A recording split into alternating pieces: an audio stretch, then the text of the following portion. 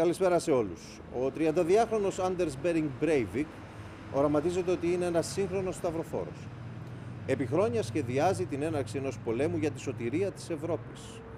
Εχθροί του δεν είναι μόνο οι μουσουλμάνοι, αλλά και όσοι υποστηρίζουν την πολυπολιτισμικότητα και ευθύνονται, όπως λέει, για την Ισλαμοποίηση της γυραιάς Υπήρου.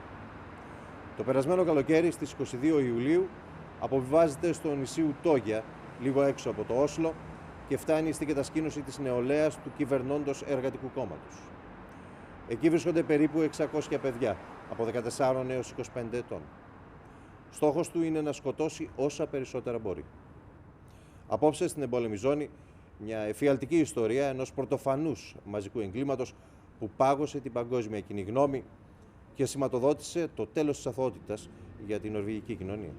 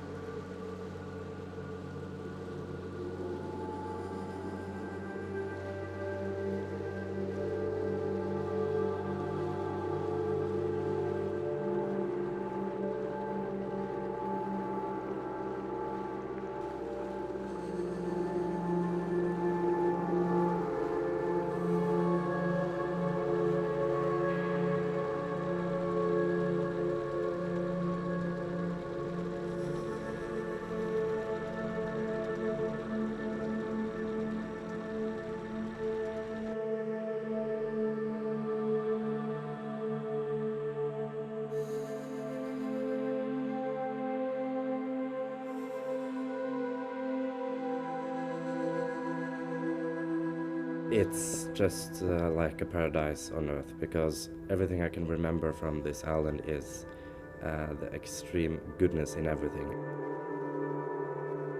We were lucky because it was good weather all the time.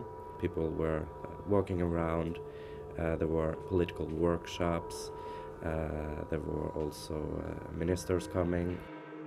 It was just impressive. The people there are more from 15 to 19, young, engaged people that just wanted to make the world a better place. Never in my mind thought that that could happen.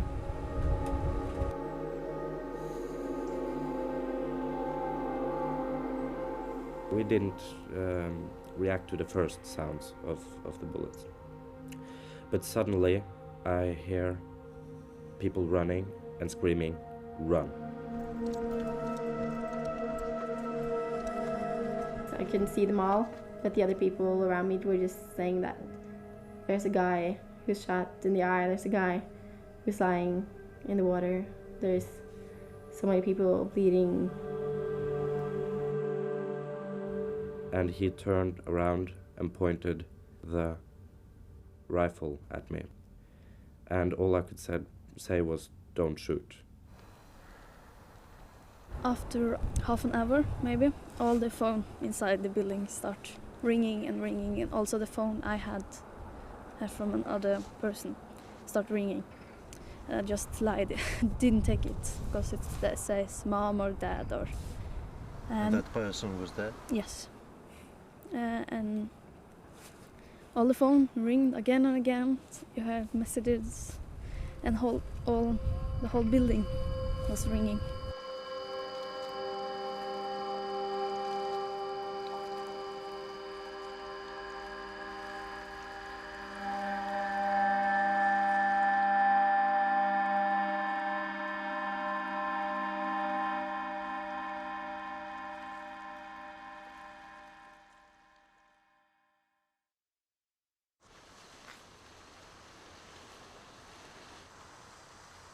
My name is Adrian Prakon.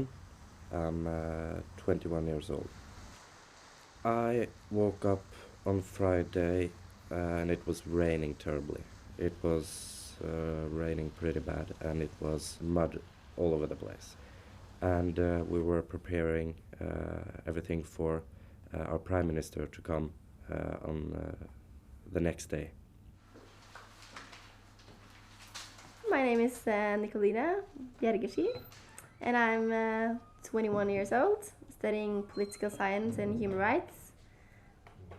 And apart from that, I'm doing politics in the city council here in Drammen. So I just went up to the camp right after work, and I took the boat at, I think it was 3 or 4 o'clock. And so I was just going to come up a couple of hours and then go back. My name is Ingvild Leren Stensrud. I'm studying media and communication in high school, and I'm 17 years old. Was it your first time in Utøya? My fourth. I've been a member of AUF in 4 years.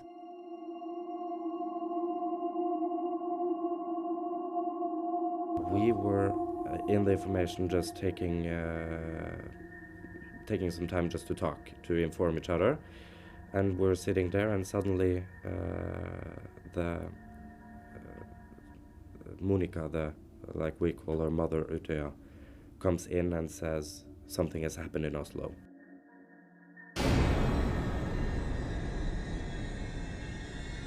You were like hiding from, you felt a shockwave, and all of the glass in the store exploded. Then we opened the door and looked out, and shit, what is this? So I hung the camera around my neck and started to try to film.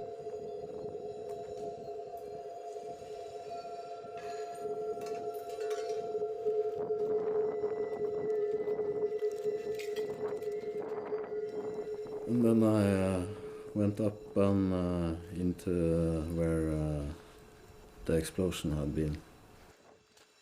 There was no doubt that this would have been a big explosion. Hallo?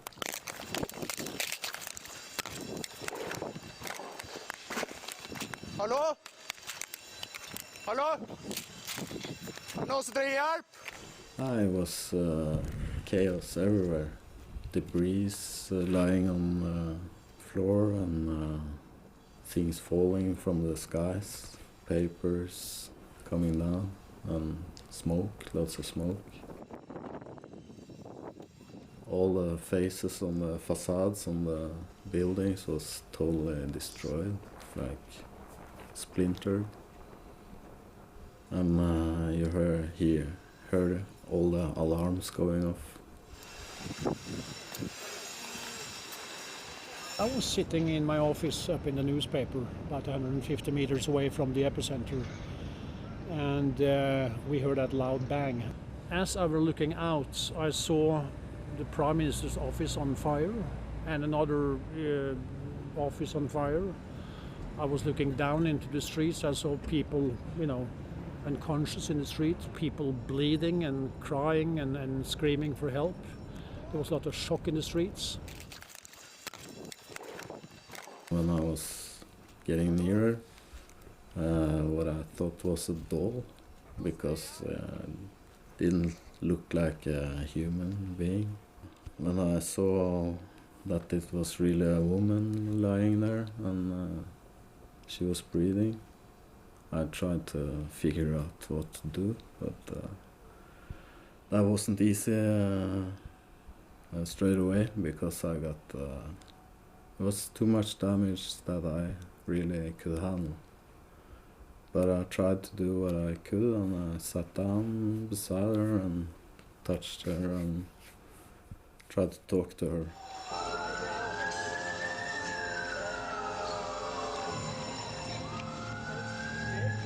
I had then gone back up to the newspaper building.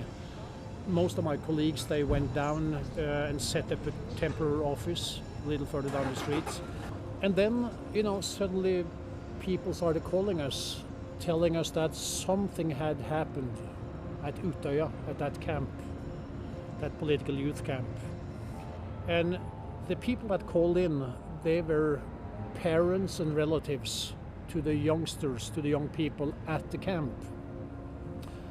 And as you know, the young people, they had sent text messages to their parents saying that some guy is shooting us. The chance of a terrorist attack happening in Oslo is next to zero. The chance of 2 incidents of that magnitude is zero, unless they are connected.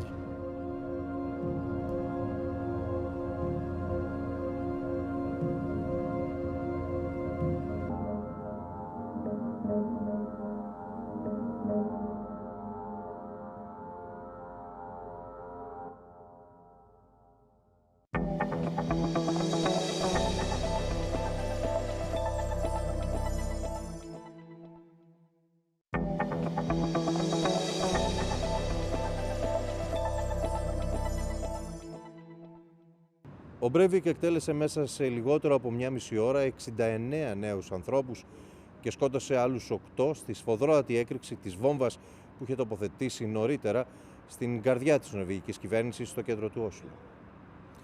Αυτή η ασύλληπτη τραγωδία ξεδιπλώνεται μέσα από τις μαρτυρίες αυτών που βρέθηκαν στην νορβηγική πρωτεύουσα τη στιγμή της έκρηξης, αλλά κυρίως μέσα από τις διηγήσεις 3 νέων παιδιών που βρίσκονταν στο νησί, ήρθαν πρόσωπο με τον ίδιο το θάνατο και τον ξεγέλασαν.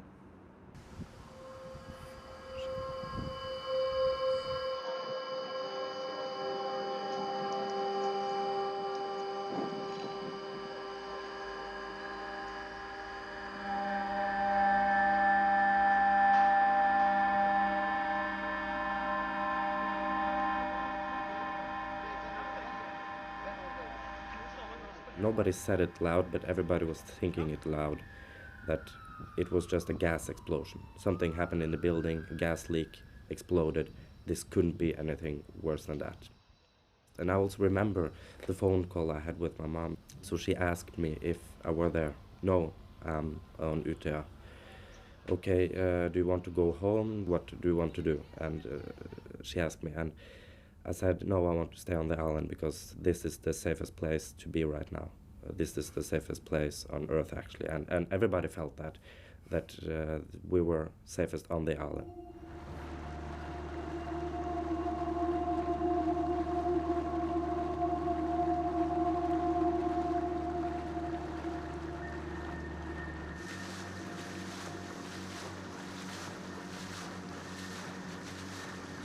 Of course, no one thought that we were going to be next. And then? And then I went up to our camp and we just tried to look at our cell phones and watch the news and just follow the situation in Oslo. And suddenly we heard like shootings, like fireworks.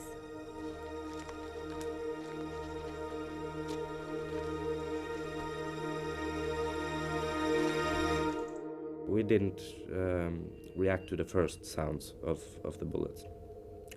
But suddenly, as I was moving on to the small shop, I hear people running and screaming, "Run!"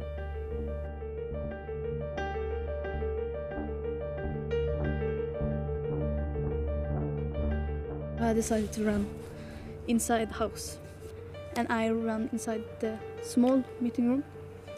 And there was a lot of people there. No one understand. We just sensed the fear of everyone else. Everybody lies on the floor. And when he started shooting inside the little meeting room, a lot of people get out. But around 10 people was shot before they get out. And I was one of them. And 3 survived.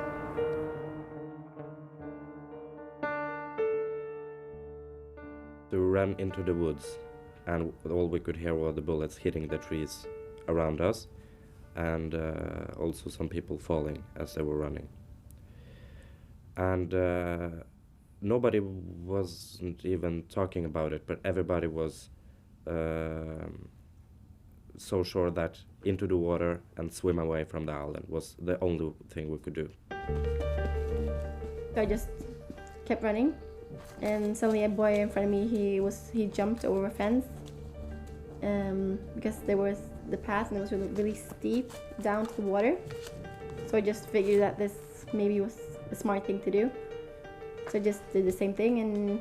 You jumped the fence? Yeah, and down a steep hill. Then I turned around and suddenly I saw a shelf in the mountain, or a little small cage. So I just figured that that was a smart place to hide. Did you see? No, we just heard his footsteps over our heads because the shelf was approximately 2 meters from the path and down. So we just heard footsteps.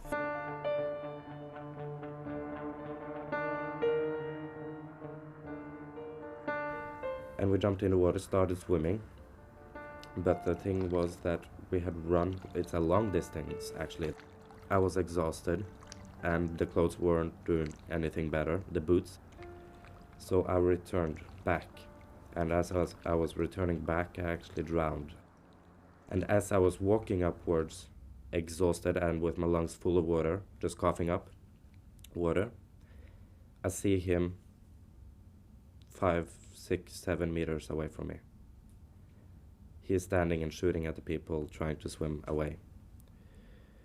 And I don't know if I tried to get up unnoticed, but he noticed me since I was the only one there. And he turned around and pointed the rifle at me because he had switched to the rifle at that moment. And all I could say was, "Don't shoot." And looking into the barrel, I was only thinking, I hope he hits me in the head or the heart, so it would pass fast.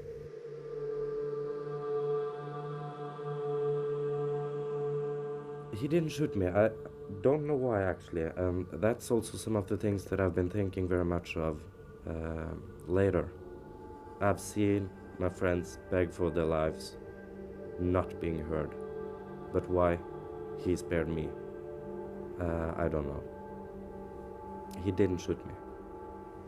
At that time? At that time. I was the only person there. It was just me and him. And he didn't shoot me. What was his expression? It was rock hard expression in his face. His eyes were just cold. Couldn't see anything. The only emotion. Did you see any emotion? He did once yell right before he pointed at me. He yelled to the people in the water that he was going to kill us, and that was just right before he pointed at me. And he yelled it so loudly that you could see all the veins in his face just popping up. He turned red, but after that turning back to the stone cold face. Nothing, not one emotion on his face. You would expect that someone that's coming to kill us is running around, is trying to do something, but he never ran from what I saw. He was walking around slowly. Just remember him standing with a pistol in his arm. The first time I met him was just like nothing. Cold, bang bang, and it's over.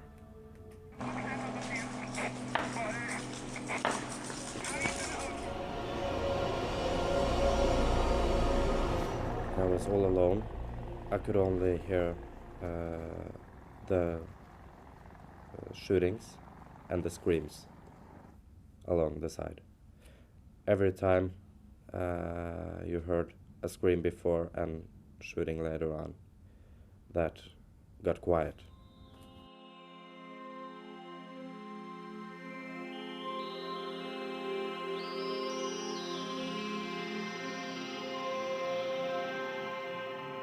Suddenly a group of people, 25 people, comes to me, and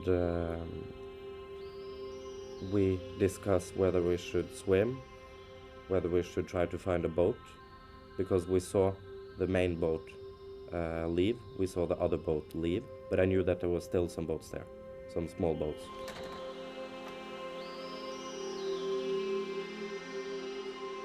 Så mannen min gikk ut her på verandaen, og kikket utover. Og da ser han at det ungdommer I vannet som svømmer. I forkant av det så hadde vi også sett noe røyk, for han hadde noen røykbomber også, men det trodde vi var det fyrverkeriet. Han ser en hvit båt, eller vi ser en hvit båt som ror, og det en del som svømmer bak. Dette her ikke bra. Det dårlig vær, det kaldt, det regner. Og så begynner noen å veive med armene midt I vannet, midt mellom brygga og øya, og rope etter hjelp. Og så sier mannen min at de kan jo ikke rope på hjelp hvis det bare tull. Så tok han båtnøkler, for vi har båt liggende her, og løp ned. Og så løp jeg til naboen vår rett ved siden her, for han også har båt, det vet jeg. Og jeg så at det var såpass mange I vannet at mannen min ville ikke klart å få det på alene. Og så kommer det en jente, og hun nå svømmer.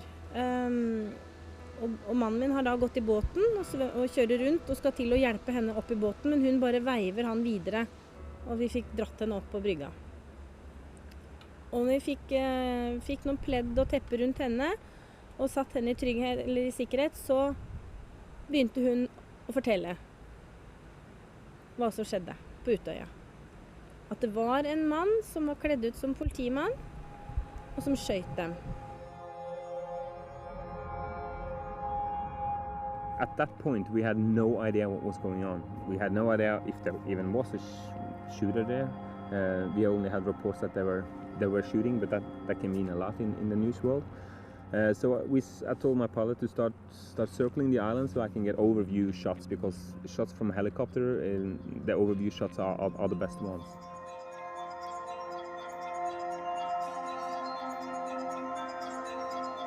We were really high, we were 200 meters above the island, so it's pretty hard to see with your eyes. Through my camera, I could see that something was going on. I could clearly see that people were swimming away. I could clearly see that something was floating, something was lying on the beaches, but I didn't realize that there were bodies. I thought they were clothes or towels or something that they left down there. During that period of zooming in, focusing and zooming out, I eventually have captured the shooter. Even without knowing it, I saw that there were people down there moving, but I had no idea who was who. I couldn't tell that he was apart from the others.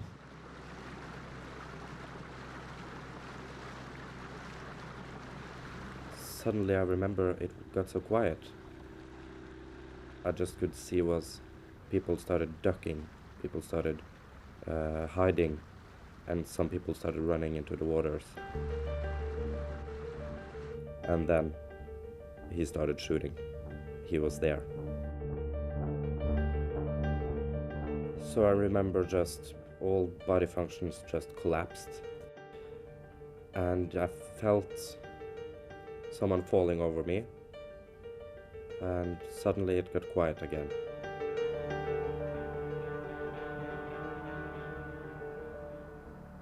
When I opened my eyes, I could only see his boots. He was standing right in front of me. And suddenly I felt something warm here. And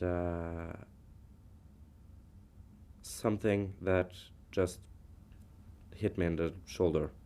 It didn't hurt at all, but it was the blast from the gun, the shockwave, the sound that did, that you knew that you were shot. He was aiming for your head? Yes. And he missed? He missed the head. He was supposed to hit me in the head, but the bullet passed behind and into the neck and just torn up the shoulder here. So I started seeing if I was alive. Yes, I was. I got up, looked around to see where he was. I saw him walking away and started immediately checking out in the water that to see who was alive, who needed help.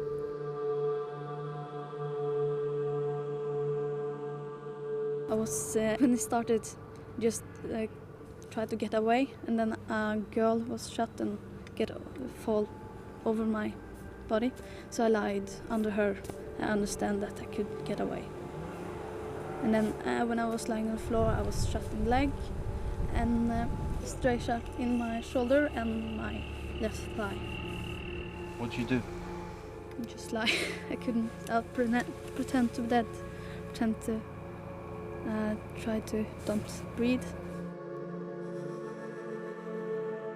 It was a lot of blood on the floor, and I remember catfish lying in the floor, and in the blood on the floor.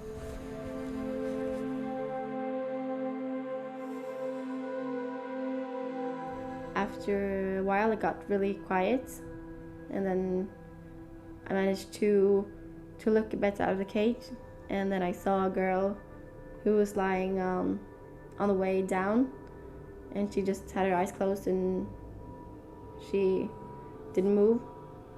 And some of the other kids, they said that she's dead, but I really didn't want to realize it. Did you know her? Yes, she was from my city, and she was 15 years old the first time she was on the camp. And I got really many text messages on my phone and really many calls, and also from her mother asking if I had seen her daughter. And I didn't know what to answer, because you can't tell a mother that her daughter is just lying Dead beside me? dead beside me, no. So you didn't answer? No.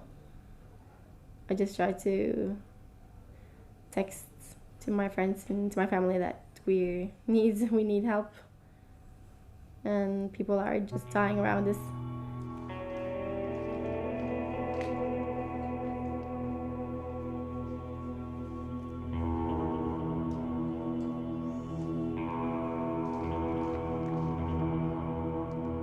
After half an hour, maybe, all the phone inside the building start ringing, and also the phone I had from another person start ringing. I just lied, didn't take it, because it says mom or dad or... And that person was dead? Yes. And all the phone ringed again and again. You have messages, and the whole building was ringing. It was people in the other room beside that was killed. All the phone there's ringed, and in all other rooms.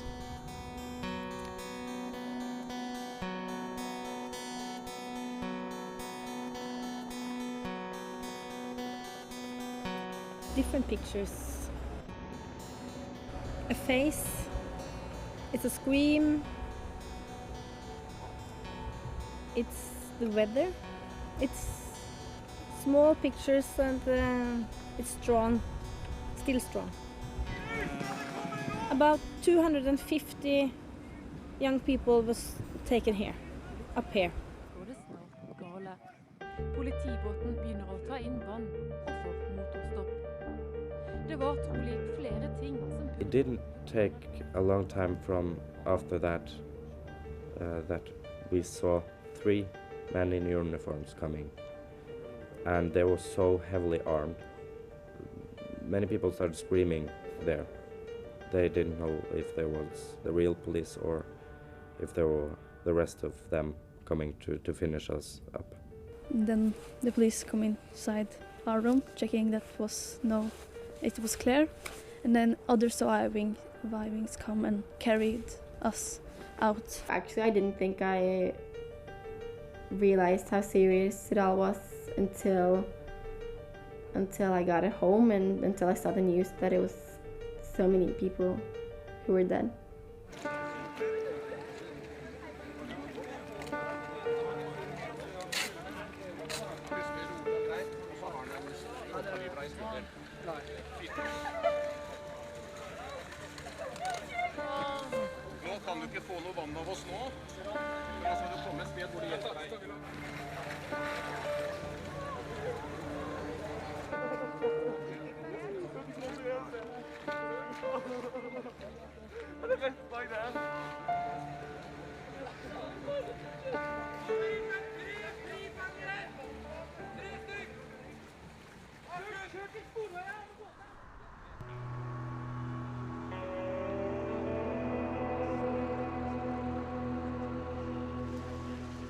Det var klokken 8 på morgenen lørdag 23. Juli, hvor de ringte fra politistasjonen, hvor de da opplyste om at siktede ønsket meg som forsvarer. Og for meg var det et spørsmål om, når hele vårt demokrati ble lagt på strekk ved denne terrorhandlingen, om man skulle stå opp for de verdiene vi har, gjennomføre denne saken sånn som vi gjennomfører alle andre rettssaker i Norge, eller om ikke skal gjøre det. For meg ble det svaret veldig enkelt. Her er det viktigere enn noen gang å holde seg til de grunnverdiene som vi har om demokrati og rettsstatens prinsipper.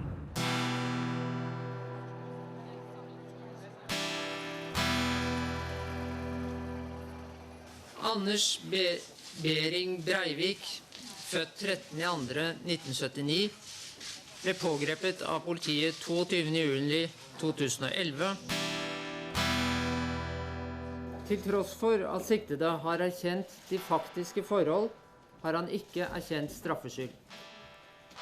Etter det retten forstår, mener siktede at han måtte gjennomføre handlingen for å, sitat, å redde Norge og Vest-Europa fra blant annet kulturmarxisme og muslimsk overtagelse. Sitat slutt.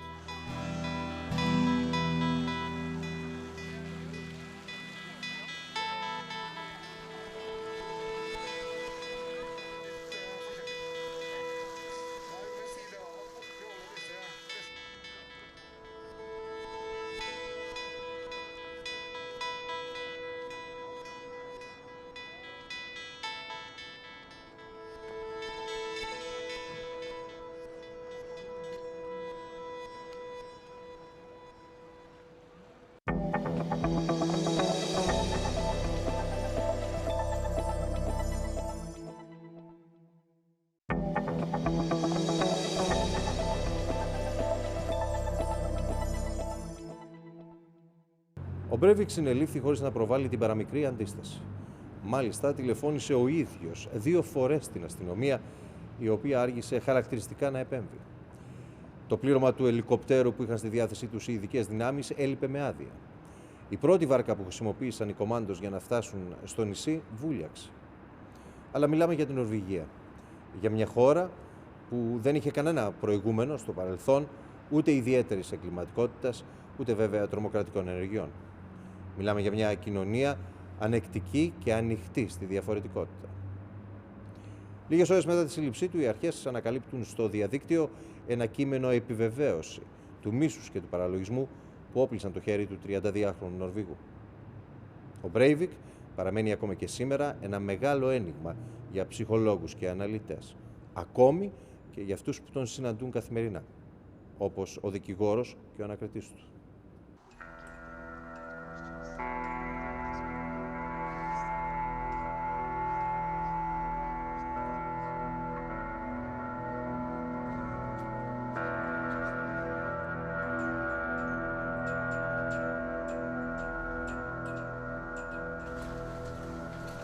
My name is Asbjørn Raklev. I'm a superintendent at the Oslo Police District.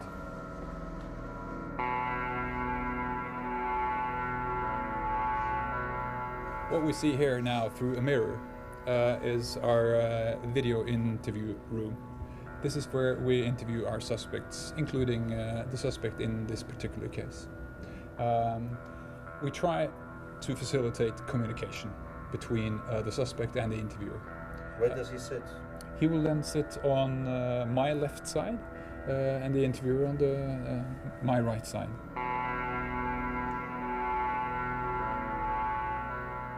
In the interview room, it's only the suspect and our interviewer and his defense attorney. One of the major challenges in this case is the amount of information that we need to keep track of. You keep record of those interviews, interrogations? Absolutely. Everything in here is video recorded. How many hours of interviews you have with So far we've interviewed the suspect for more than 60 hours. Is he the same in all these interviews? Has he changed from the... No, I wouldn't say that he has changed. He has, from the beginning, been quite cooperative. He's been quite detailed in his statements regarding his own actions. on that particular day. Does he show any sign of repentance, of remorse? No, so far he has shown no sign of remorse. What is the longest interview you had with him so far? Around 9 hours, I think.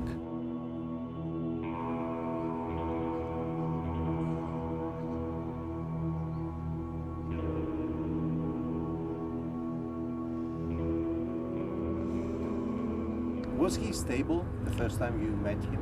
How was his psychological situation?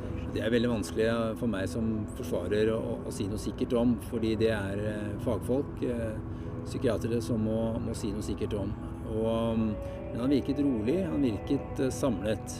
Men han er underlagt nå en grundig psykiatrisk vurdering som skal ta stilling til hans mentale tilstand. How many times you see him every month, week? Cirka 3 ganger. 3 besøk hver uke. What do you discuss with him? Ja, det er forskjellige ting. Det er planlegge de avhørene som vi skal ha hos politiet. Sørge for at han har det så bra som mulig i fengselet. At han får en soning som er verdig. Og også planlegge selve rettssaken som kommer opp en gang på nyåret. Gå gjennom bevis og snakke med han om handlingene. Have you seen any change in him from the first day until now, 2 months after the incident? Nei, svært lite. Han er mye den samme personen.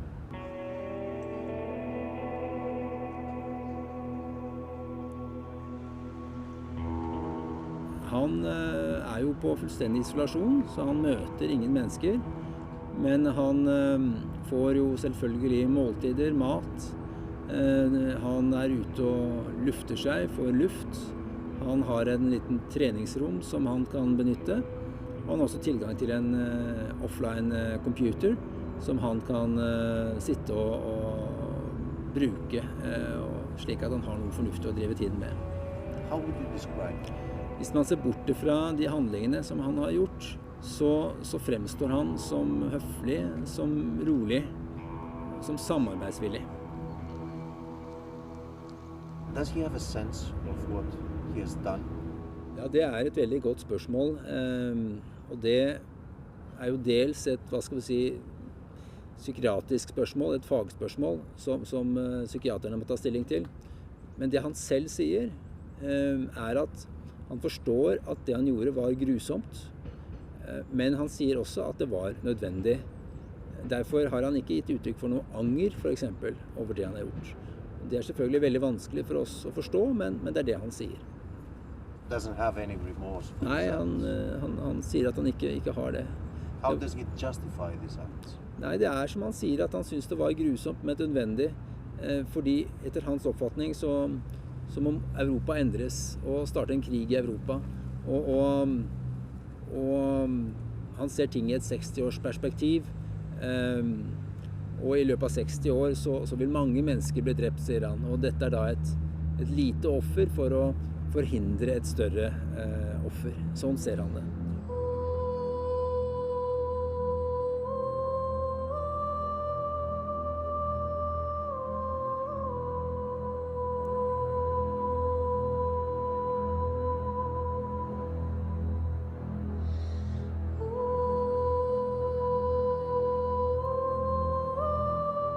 In 1683, the Ottoman Empire's European advances were stopped. And Behring Breivik sees this year as very symbolically important. Now, 2083, it's 400 years since that victory for Europe over the Muslims. And he is saying, we are now in a new battle, and we have 70 years to win this battle. So he's actually saying, if we are not winning within the next 60 to 70 years, Europe will be lost forever. And he's prepared to use any means. He's discussing in his manifesto the acquisition even of nuclear weapons. And his main point is that Norwegian, European culture, Christian culture is being undermined by multicultural society. We are under attack from the Muslim world. There is an ongoing invasion from the Muslim world, and this invasion is being facilitated and even encouraged by the political establishment in most European countries. And for that reason, the political establishment are traitors. This establishment have opened the gates for the invasion, and traitors are a more serious enemy than the invaders themselves. This is one of the interesting parts, but perhaps also one of the most fantastic parts of his manifesto, is where he outlines this order of Knights Templar, which is a hierarchical elite organization that will be in the vanguard in the struggle to transform Europe into its ideal shape. I think these ideals, these ideas, was what promoted his actions. It was not an activist looking for an ideology, but this ideology created the kind of violent action that we have seen.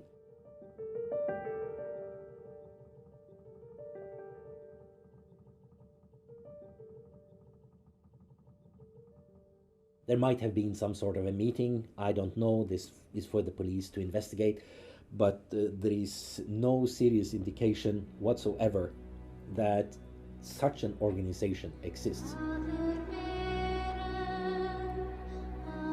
He's not a classical neo-Nazi, he's not a classical fascist. There are some indications that there might be such links. On the other hand, we know that he has links to right-wing extremist groups in other places in Europe. This is what he is writing about, and he has put forward English Defence League as an ideal organization. He would like to have seen it established in Norway.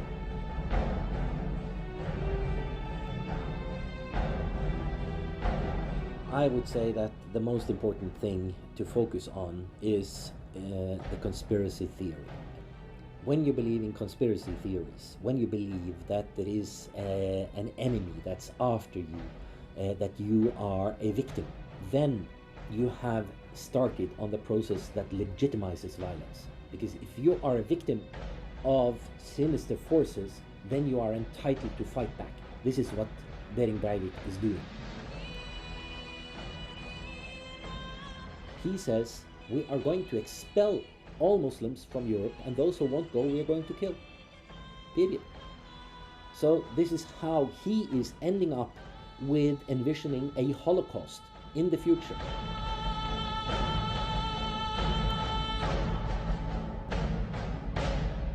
He's not a small man. He's a big man. He will take the ruling party. He will not. He will not go out on the street killing some immigrants. That's too low for him. That's not the solution. Huh? Not only that, but that is not big enough. He will attack the state, the government. Even if he attacked the government building. He didn't attack the mosque. That is too small job for him. For him, this was an obvious target because it was the Labour Party youth camp. So it was an attack on the Labour Party, the cultural Marxist. It was also an attack on future leaders of Norway. He might have killed someone who could have become prime minister. My opinion is that he is not psychotic. But that's my opinion. I would describe him what I called in old German psychiatry, fanatic person. He has some ideas, and these ideas are taking over for him, but that is not the only reason for what has happened. I think that the most important way of understanding his behavior, in addition to being fanatic, is that he has sadistic personality traits that are very important.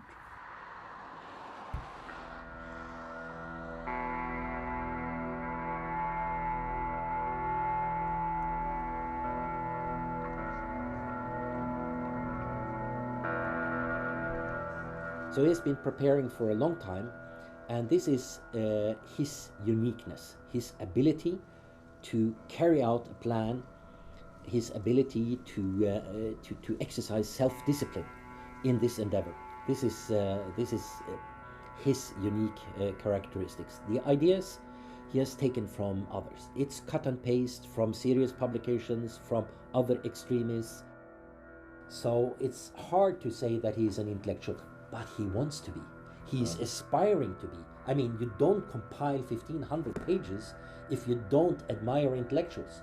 He's a megalomaniac and he's a narcissist. It's so obvious from the way he's presenting himself.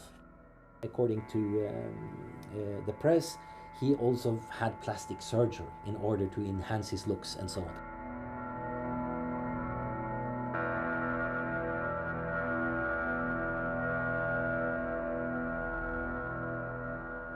What is different is that he is not so impulsive. He has an ability to work very hard in many years toward an aim. In that way, he is absolutely unique. He is in some way content in his thoughts. He knows that he is right. He knows that the future will show that he saw what other people didn't see.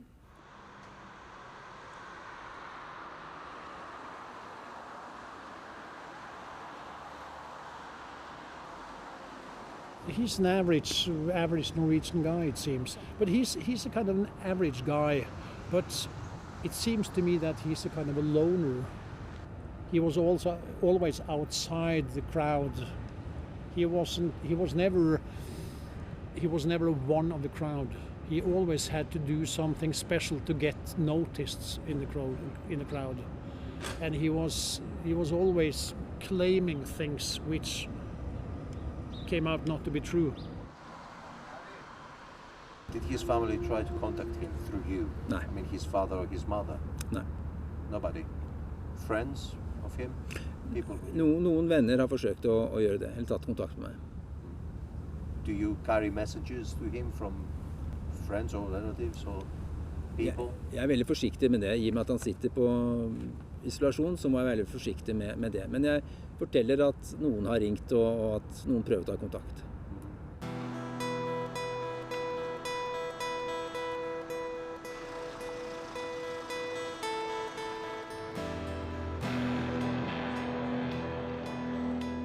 Does he receive any mail? Nå har han ikke mulighet til å motta hverken post eller mail, for han sitter på brev og besøksforbud. Men så all hans post går til fengselet, og fengselet tar vare på det. Og jeg får også noe post til meg som er ment til han. Så akkurat omfanget av brev som han får, det vet jeg ikke, men noe post får jeg til vårt kontor.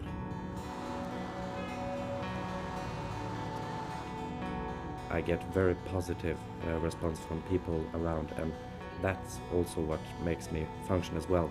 All the letters, all the messages I get. What kind of messages are they? The positive ones are the ones that I'm a good person, that they are glad that I'm alive, they are shocked about what happened, and they feel with us.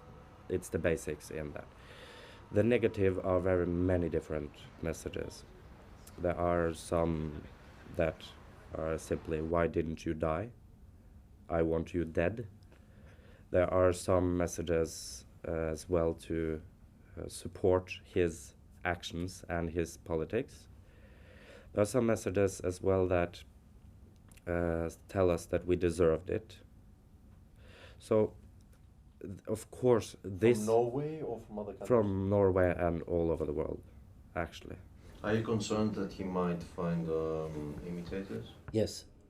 And his manifesto is not only a political manifesto presenting his ideology, it's a manual for one-man terrorist squads. And in that sense, it might be even more dangerous. And paradoxically, it can be used by Islamists, it can be used by anarchists, it can be used by anyone who are planning violence for whatever purpose or reason.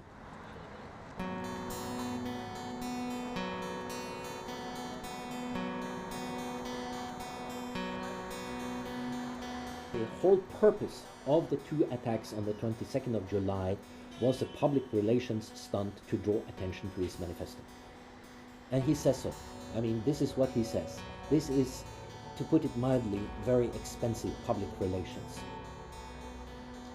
And this is why Behring Breivik so consistently has been asked for open doors at his pre-trial hearings. And he attempted yesterday, on the third meeting of his incarceration, he attempted to begin his speech. Han ønsker nok å gi uttrykk for hvorfor han har gjort disse handlingene, og i hans hode, etter hans oppfatning, så er det jo for å starte en forandring i Europa. Og da føler han at det er viktig for han å si til retten.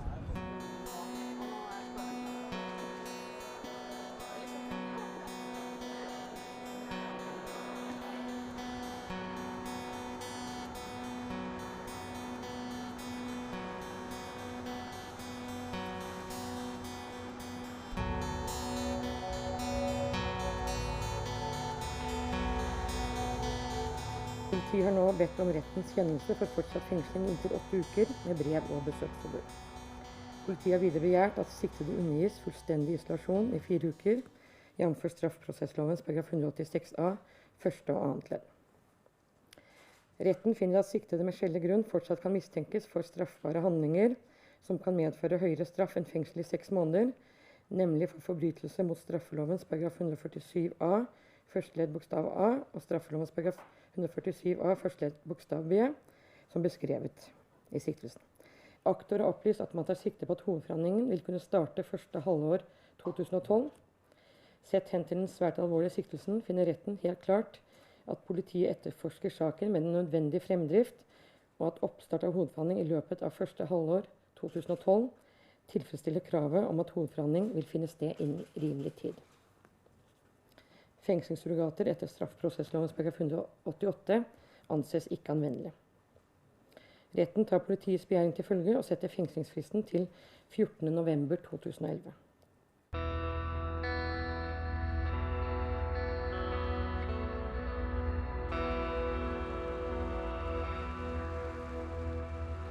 We didn't need to look for evil outside our borders. We could look for evil, among us. And that turned the situation upside down in many ways. That changed Norway. The very facts that this guy was Norwegian, ethnic Norwegian. We realized that we didn't need to separate us and them anymore. And that has taught us an important lesson, and it has also made the average Norwegian more compassion, I think, in a way, to strangers, to foreigners.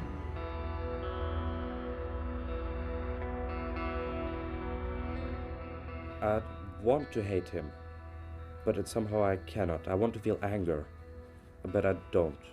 Because I'm afraid if I don't feel anger now, I will feel it later, and that could be bad. I'm extremely sorry for what he did. He took away my friends. He shocked a nation. He also took from some children, brothers, sisters. It's undescribable how we feel, how the family feel about their loss and about the coward attack he did.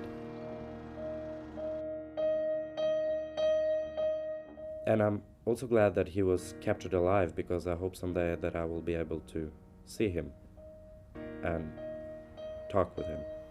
What will you say? To be honest, I don't know, and I don't plan very much about what I'm supposed to say. The thing is, I want to just look him into his eyes and see again if I could feel something human about this man. I want to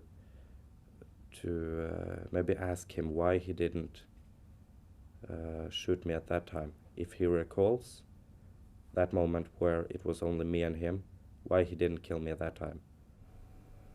Well, he's just a I just feel sorry for him. I don't think he has no life when he has to do something like this. It's just really small man with no life. He's not a person to me anymore. He's nobody. We don't say his name. He's a coward. A big coward. Hunting people. No opportunity to defend themselves. So he's a coward. Nobody. I dream sometimes of it. I dream of the same situation in another place, in my hometown here. I see myself running in the streets, hiding from something I don't know where is. Bullets just passing by. And of course I think about it often, but it's getting better day by day. I think, or I don't have nightmares anymore about it, and it's better than the first weeks. I can't forget, so it's nothing to think about. I want to live with it. I want to be a normal person again, and I want to not having any problems with myself. But I accept that you can't forget it. You will carry it on with you for the rest of your life.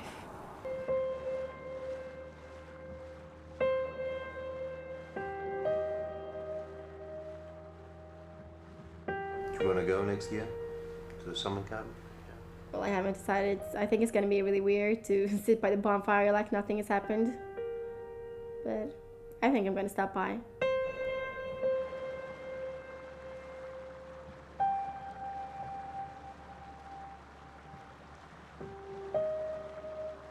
It was that very day someone tried to take it away from us, but we will be back there just to honor the people that lost their lives there.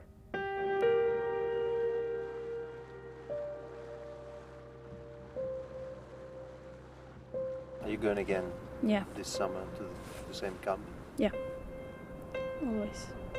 It's important. It's the best place you can be.